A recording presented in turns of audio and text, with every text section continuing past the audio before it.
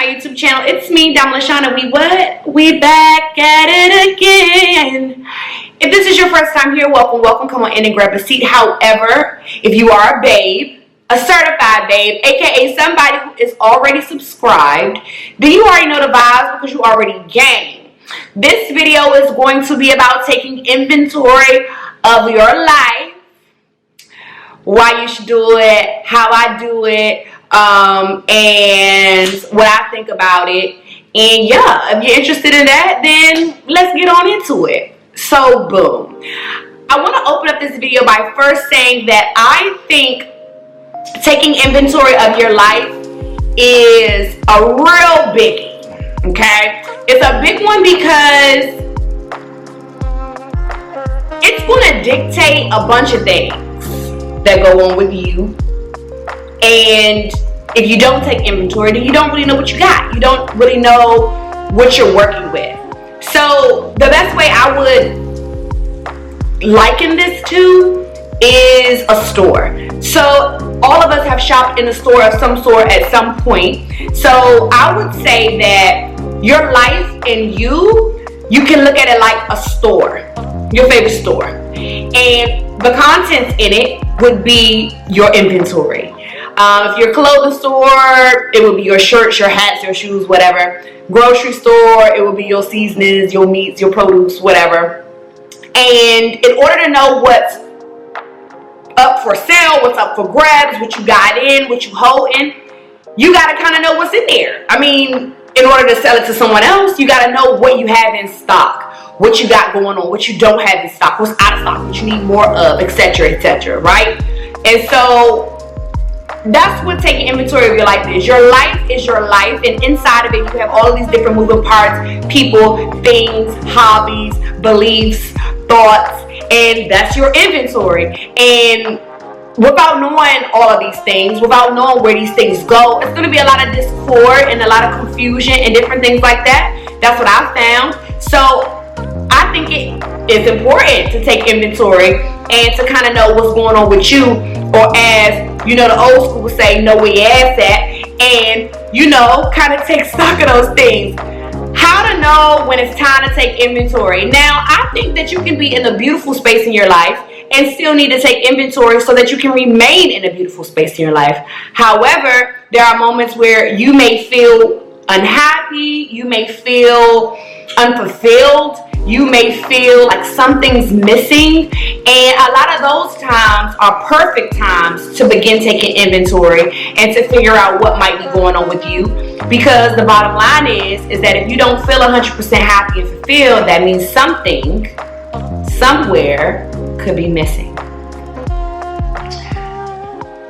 I'm in a very pivotal point in my life, and I've made a lot of changes in a short period of time, and it has been a really big requirement of me when I began making some decisions, and now that I'm in the midst of that decision making about the inventory that's been going on with me, my inventory, what the moving parts are, how I feel about those things, all that.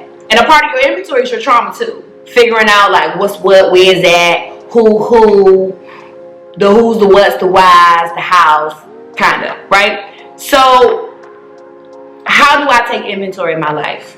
So in those moments when you realize that something might be out of alignment, or something may not be to your liking or to your standards, or you just want to make sure that you're doing that spring cleaning or that seasonal stock taking, that is a perfect time to take inventory of your life.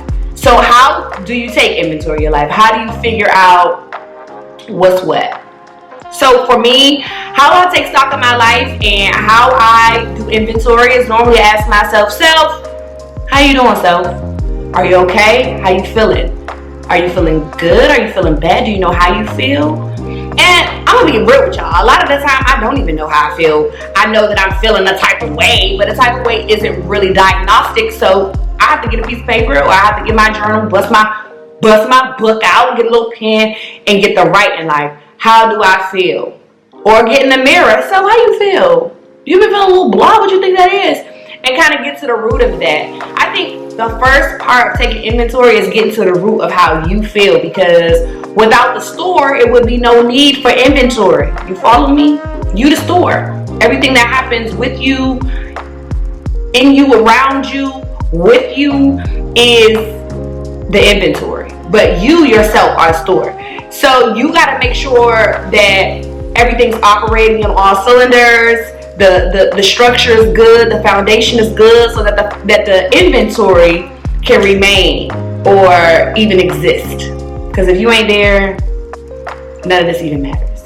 And I asked myself, what's going on? 9 times out of 10, when I really look within and try to figure out what's going on with me, the answer comes up. It don't always come up that particular day now. I'm not gonna lie to y'all. It doesn't always come that particular day how I'm feeling, but the more I look within and try to figure out and try to seek what's going on with me, the answers do normally come up.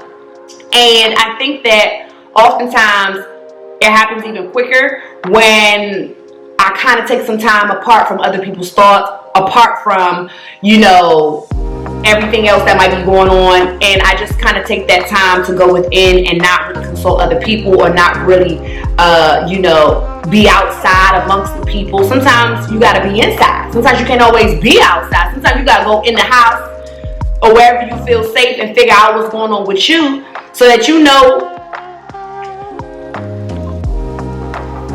what's what. So I realized that when I take time to go within and to take some time off from entertaining and being entertained and all the rest of that jazz, then I can kind of figure out what's going on with me, get to the bottom of what my feelings are, and see where I need to start in terms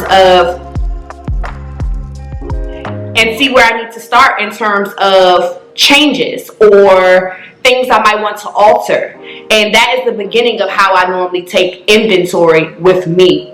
If I'm super happy, but I realize that, you know, I feel like I'm being taken for granted, then maybe I might look deeper into the people that I have around me, or maybe I might look deeper into my you know, habits or patterns of over-giving or overextending, and figure out if I need to take some stock there and make some changes. Or if I realize that, you know, I don't feel like I am giving the best that I got, in the words of Anita Baker, then, you know, I might look deeper into taking stock where, you know, I am not being an asset to my community or the people that I care for and that care for me. Maybe I might want to look deeper into being a better giver, or being someone who is more dependable, and different things like that. If I find that I spend a lot of money on things that, you know, don't serve me, if I have a house full of things and I still feel some level of unfulfillment, then maybe I might look deeper into not buying so many things, and might look deeper into fulfilling myself with maybe hobbies, or maybe uplifting words, or even better, uplifting people. And I think that's where I normally start with taking inventory with me and figuring out what needs to happen with me. Because like I said, you are the foundation. Everything else is what goes on inside that foundation. So if you don't really know what the foundation is hitting on, all the rest of things, they don't matter. I think taking inventory is super important, because it is how you shape your life. It's how you decide what goes, what stays, what needs to be altered, what you'd like to keep, where you feel like you excel at, where you feel holds you back. Because inventory isn't always what the people in your life are doing, or what the people that do the things in your life are doing. Sometimes it's about what you're doing every day, the things that you're involved in every day, the thoughts that you're having on a day-to-day basis, the habits that you partake in all the time. And a lot of that you can get to the bottom of if you just take inventory. If you take stock of you take stock of the things that you do and engage in, then you can get to the bottom of and on top of those goals and those things that you want to see happen in your life, and the things that you want to stop in their tracks. I know that a lot of the time we as people, and I'll speak for me specifically, I found a lot of my problems where I was being aloof and I wasn't paying attention, and I was playing blind. And when I say playing blind, I mean because I could see, but I wasn't actually paying attention, if that makes any sense. And And I think that it is important to pay attention, and that's what inventory is all about. You can know something stink, but if you're like, oh, something stink, I don't know what that is, man, and still going about your life, then you'll never get to the bottom of what stinks until one day it stinks so bad you're like, what is that smell? But the first time you smell it, you can say, wait, let me take inventory of what's in this room, because something's stinky and it cannot stay here. And that's what I mean.